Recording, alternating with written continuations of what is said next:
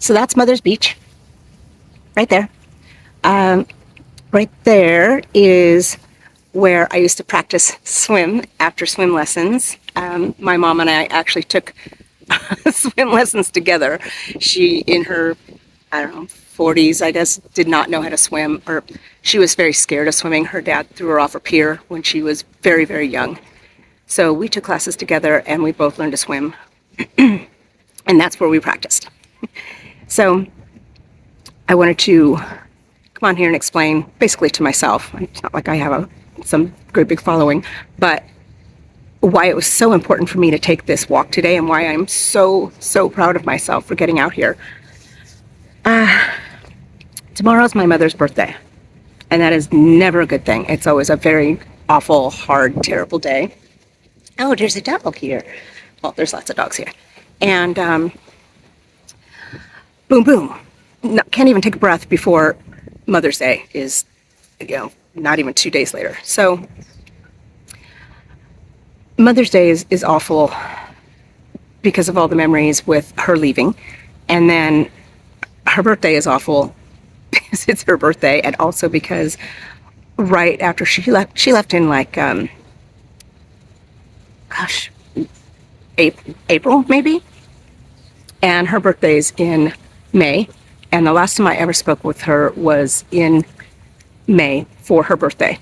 And the person who answered the phone at the forwarding number she had given me said, oh, she doesn't live here anymore, and she left no forwarding information.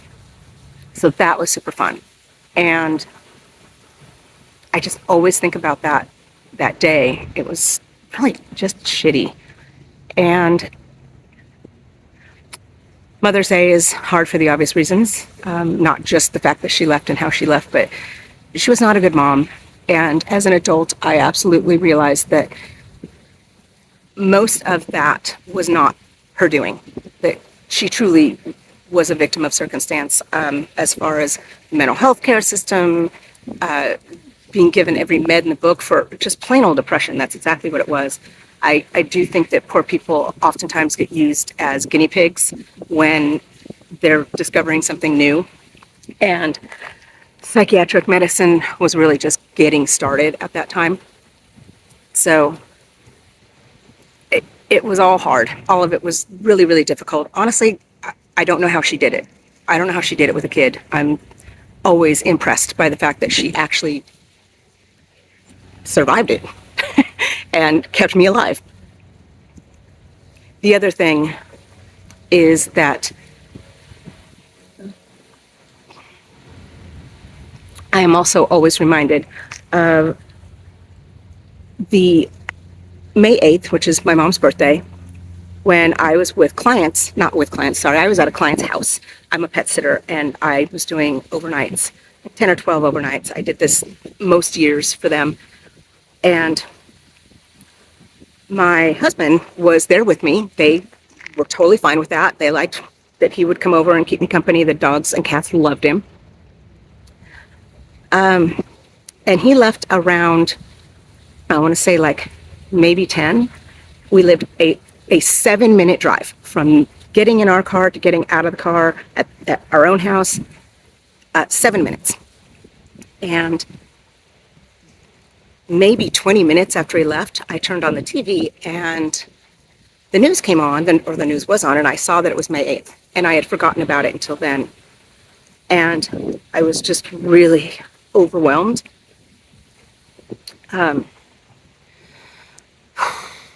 And so I called my best friend, my husband at the time, crying, and said, hey, I just realized that it's my mom's birthday.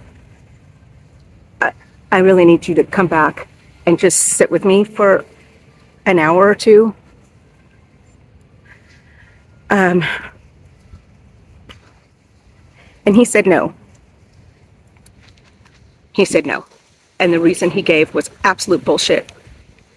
The only reason he would ever say no, anybody in that situation would ever say no, is to be cruel. It was cruel. It was really awful.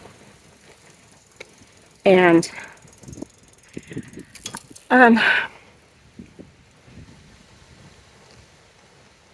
It happened again the very next year, exactly the same way. The very next year, he was over there with me again. I did this block of pet sitting most years, and he left. And I realized, oh God, it's May 8th. And same thing, I called him and crying and asked him to please come back, make the 7-minute drive back. And he gave me another bullshit excuse.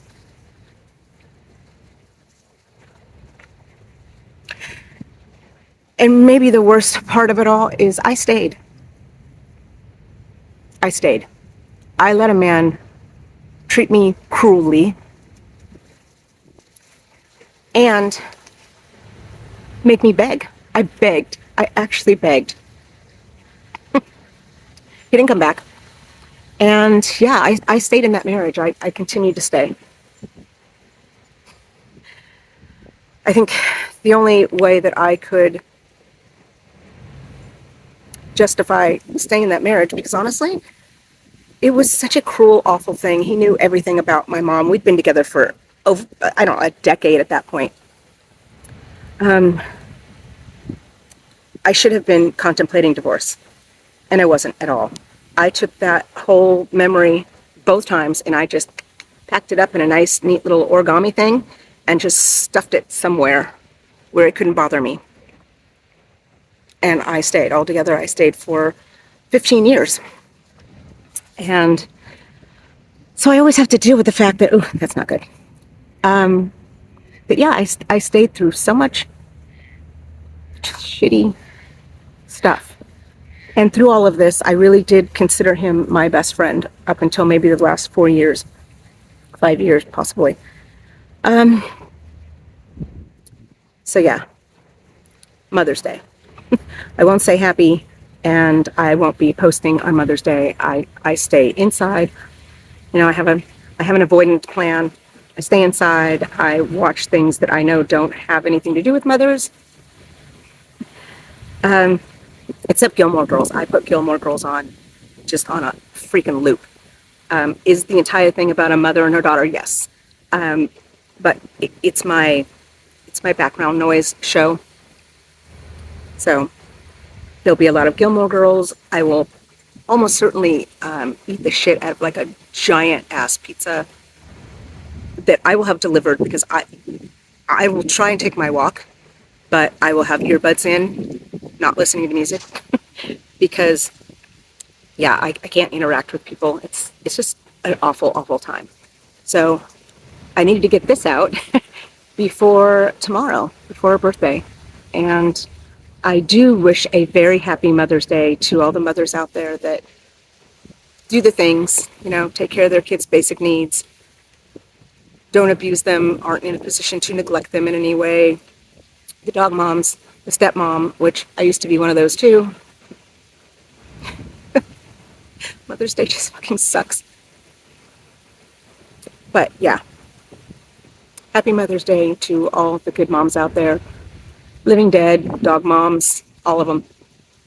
I hope you have a really great day tomorrow, or not tomorrow, but on the 10th. And I'll see you later.